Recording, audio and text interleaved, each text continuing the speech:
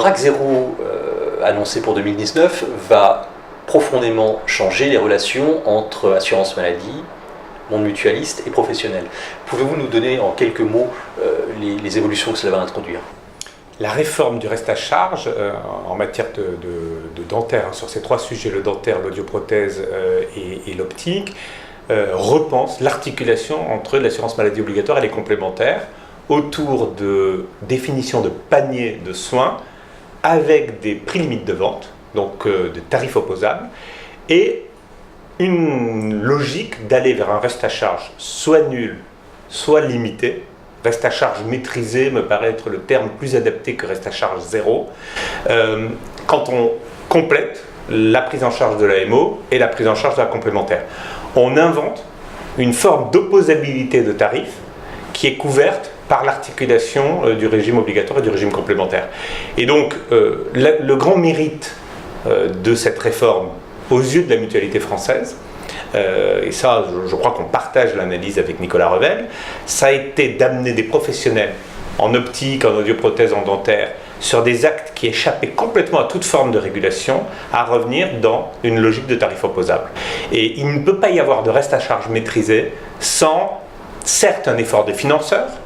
AMO, AMC, mais surtout sans un accompagnement, on va dire une négociation avec les professionnels de santé pour définir des tarifs opposables. On a réussi en optique à définir une nomenclature avec un certain niveau d'amincissement des verres, avec un certain niveau de traitement anti-reflet, avec un prix limite sur les montures, à définir un panier de soins qui permet de traiter toutes les corrections,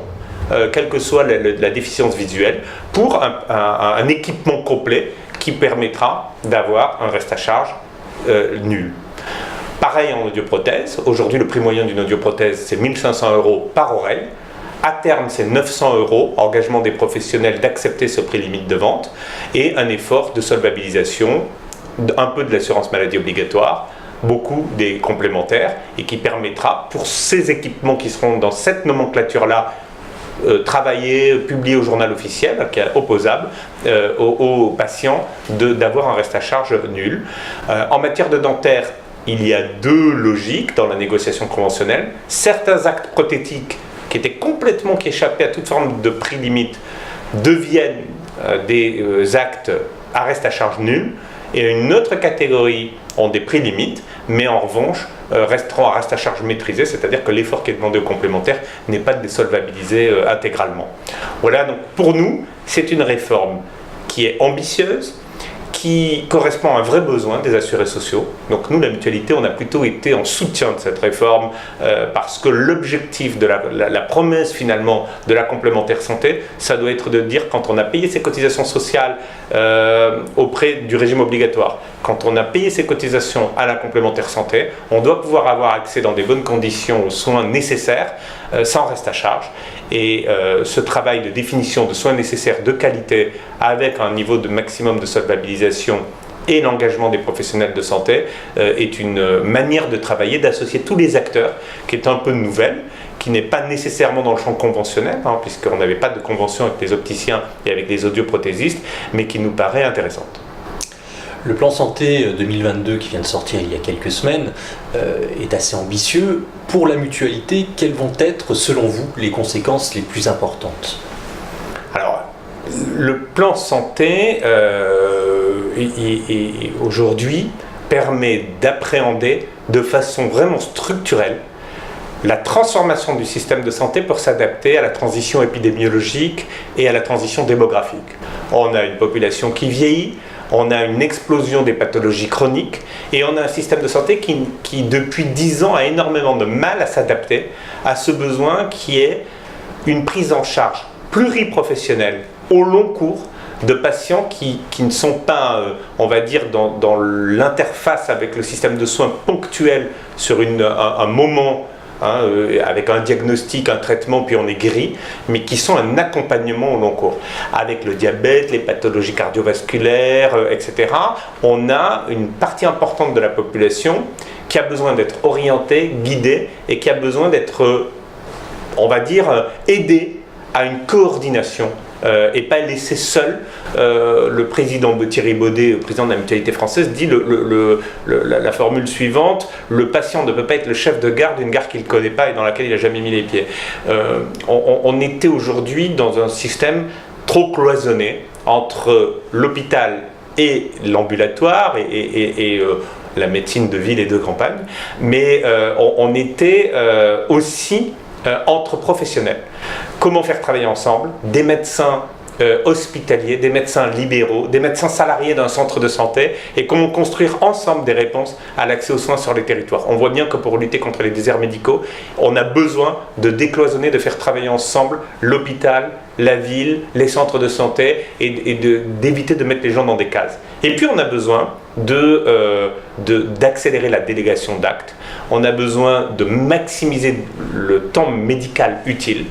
et de ce point de vue-là, que ce soit la réforme des études médicales qui a été annoncée, que ce soit le développement des infirmières de pratique avancée, et que ce soit demain cette articulation avec des hôpitaux de proximité ouverts aux médecins, on va dire libéraux, qui sont en ville, qui vont pouvoir venir dans cette structure de proximité, s'occuper de patients polypathologiques, par exemple personnes âgées, qui ont un peu en décompensation, qui ont besoin d'un suivi particulier, mais qui ne nécessitent pas de faire 80 km pour aller aux urgences, avec le coût et l'effet induit par l'éloignement, par la perte de repères, etc. On sait que l'hospitalisation chez les personnes âgées peut être un facteur d'aggravation de perte d'autonomie, et donc voilà, on est en train de trouver les bonnes articulations qui nous paraissent à la hauteur des enjeux. Les questions qui se posent pour la mutualité, c'est d'abord quels sont les moyens pour mettre en œuvre ce système de transformation. Pour le moment, il y a beaucoup de questions qui se posent, parce que l'incitation à travailler en exercice coordonné dans le cadre des CPTS est une bonne chose, mais on voit bien que sans incitation financière, l'objectif de fin d'un exercice solitaire isolé en 2022 que le président de la République a porté est difficile à atteindre. La deuxième question, alors le deuxième enjeu ensuite pour la mutualité, c'est nous avons une offre importante de soins, d'accompagnement et médico-social. Et nous, on pense que la mutualité peut tout à fait être un partenaire important de la mise en œuvre de ce plan Ma Santé 2022. Je vous donne un exemple. Nous avons beaucoup d'EHPAD qui sont situés dans des déserts médicaux, dans des zones en tout cas sous-denses, dans lesquelles il est difficile d'avoir accès à un médecin. Et nous, on pense que l'amélioration de la prise en charge des patients en EHPAD passe par une vraie équipe pluridisciplinaire, un peu spécialisée en soins gériatriques, qui soit attachée à un EHPAD, mais qui soit aussi ouverte sur le territoire et qui puisse aussi prendre en charge des patients à domicile qui ont du mal à accéder à un bon niveau on va dire de prise en charge sur leur territoire proche de chez eux, qui ont envie de rester chez eux, mais qui à un moment donné on va dire d'épisodes un peu difficiles, peuvent avoir intérêt à être